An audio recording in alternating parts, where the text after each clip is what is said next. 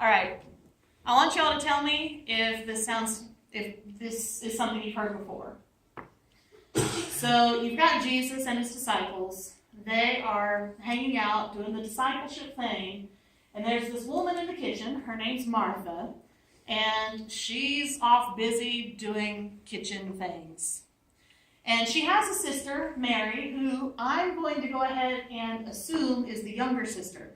Because speaking from experience, you never see the oldest sibling hanging out at someone's feet when there are chores to be done and guests entertained. It's just me. And so as Mary is sitting there listening to Jesus, Martha starts to get annoyed. She's probably glaring at her sister as she's stirring food more intensely and banging things around and trying to make a not-so-subtle point to her sister. Come in here and help me. And eventually, Martha comes out and interrupts Jesus. Can you imagine being bold enough and fed up enough to interrupt Jesus? Martha interrupts Jesus, and she says, Jesus, I don't know if you've noticed. I've been trying to make you notice, but I don't know if you've noticed. I'm in here doing everything by myself. Send my sister in here to come help me, why don't you? And Jesus looks at her and in front of everybody says, Martha, you're just too busy. You should be more like Mary. And the lesson ends with Martha being wrong and Mary being right.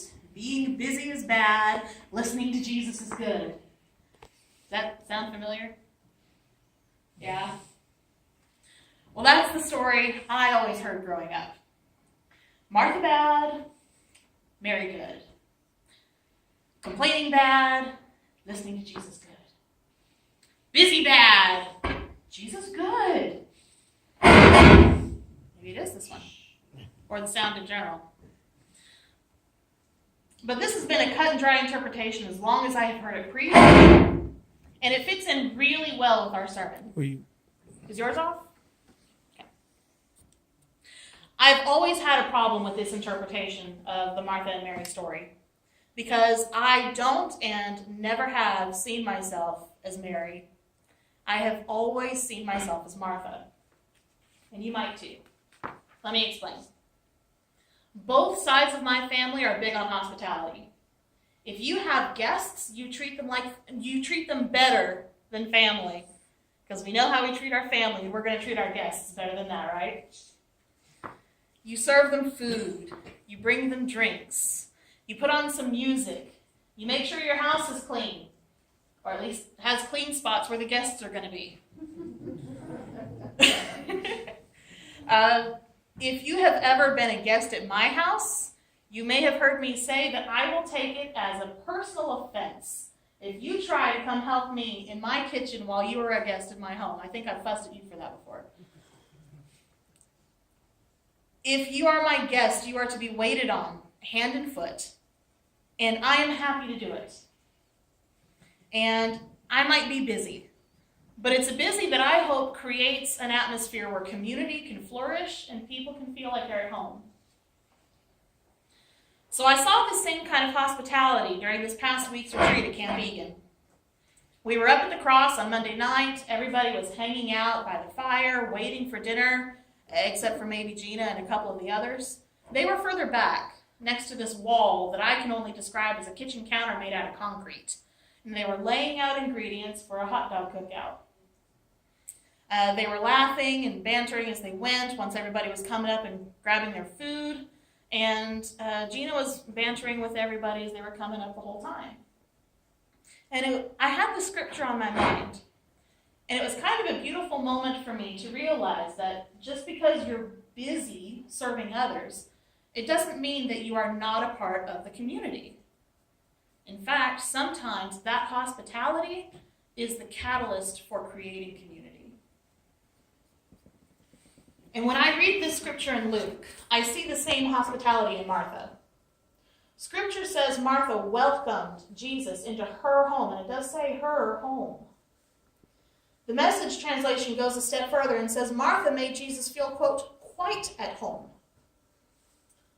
Think of the last time you felt quite at home in somebody else's house.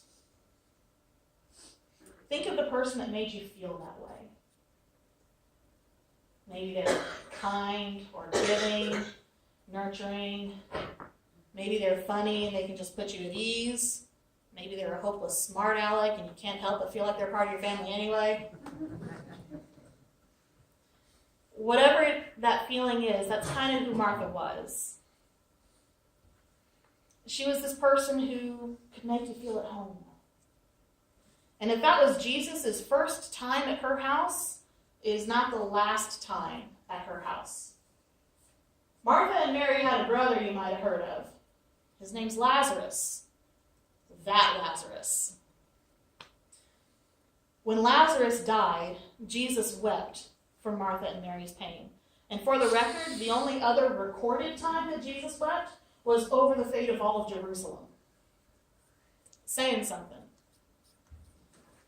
When Lazarus died, right before Jesus brought him back, Martha is standing there and blaming Jesus for her brother's death and saying he would still be alive if it wasn't for you, and Jesus rose him from the dead anyway. That's how much this family meant to Jesus. He ate with them. He wept with them. He rejoiced with them. Martha was like his family. And I believe that being a good hostess was part of how Martha showed how much Jesus and his disciples meant to her. So yes, of course, Martha was busy. She had guests to entertain, precious friends of the family to make feel at home. She had food to cook, drinks to serve, and most of the time she was probably happy to do it. But not this time. Not this time. Not today. And we don't know why, but we've all been there, right? For whatever reason, when we see her in Luke, Martha is drained. Or at least she... How much more draining must it be if you feel that way and you are literally, not figuratively, literally serving Jesus? How much more drained must you be? And I think this is where we find Martha. Tired, but willing to do her part like she always does. Just maybe today she could use a little extra help. But help's not coming. It's not. Not the kind of help she thinks she needs anyway. Because when Martha walks into that room at her wit's end, because the thing that usually gives her life is instead sapping away all of her energy, when she goes in there and she's asking Jesus, please just have my sister come help me. Jesus looks at her and says, no, you're worrying too much. You should be more like Mary. What Mary has chosen is better, and it's not going to be taken away from her. And that's where the story ends. I don't like that ending. I really don't like that ending. Especially not as a woman who's usually busy in the house anyway, told, no, you need to knock it off. You need to be the one who sits down and chills out, and nothing's going to get taken care of. That's what you should be like. I've always had a problem with that. To me, it's a bit abrupt. It's too harsh. It's too calloused. Jesus' response doesn't sit right with me. Now, I'm not saying Jesus is wrong. That's not where I'm going here. But I do think it's possible that maybe, just maybe, Luke left out a detail or two when he told this story. The reason I say that is because I look at this scripture and I ask myself this question. Where is Martha's opportunity for grace in this story? Where is Martha's chance for grace? Where is Jesus giving Martha grace? Martha was not a religious leader to be rebuked, who should have known better. She was a friend. She was like family to him. Where is her chance for redemption? Where is her chance to live into grace? Just before this story, and just after this story, are a couple of scriptures that are rather key to understanding who Jesus is and what God's love looks like. The story just before is the story of the Good Samaritan, and the one right after is the Lord's Prayer. And I, for one, don't think that Jesus went in there and said, Martha, you need to knock it off, you worry too much, without giving her the opportunity to have the same grace that he had just talked about before and was about to talk about again. I don't think it happened that way. So let's look at the passage again. In verses 41 and 42, Jesus says, Martha, Martha, you are worried and upset about many things, but few things are needed, or indeed only one is needed. Mary has chosen what is better, and it will not be taken away from her. Mary has chosen what is better. So what did Mary choose? What did she choose? The common answer, I would say the easy answer, is Jesus. It's like the Sunday school answer that fixes everything. But Martha welcomed Jesus into her home. She had already chosen Jesus. And so I don't think that was Mary's choice that made her different. I think it's possible that in this story, Mary wasn't just choosing Jesus. Mary was choosing community. And Mary was choosing peace. Community and peace. I think that when Jesus is saying Mary's choice won't be taken away from her, I think what he's telling Martha is, hey, don't worry about the dishes. Just come join us. Come be with us. We appreciate everything you've done, but the rest can wait. Just come and be present. Come and be at peace. It's not spelled out in the 5 verses that tell this story, and I might be reading something into it. But the invitation to experience community and be filled with peace is tangible and real, and Jesus gave us all that invitation the morning that he got up and walked out of that tomb on Easter morning. When he walked out and when he gave us that invitation, he gave us the responsibility and the opportunity to extend that same grace, that same community to others. Think of the last time someone extended that grace to you. When was the last time you felt that grace from someone else? How did it make you feel? For me, the last time was last Wednesday. I was finally back at work after 4 out-of-town trips in the last 30 days. I counted. It was a mess. I had another 2 trips on the way before the first week of April's over. I was exhausted, and that is the grandest understatement of the year. I was so out of focus that all I could do was check my email, because my mind was on another trip I had to take that afternoon to Stillwater for an interview. And my supervisor noticed. She noticed how tired I was.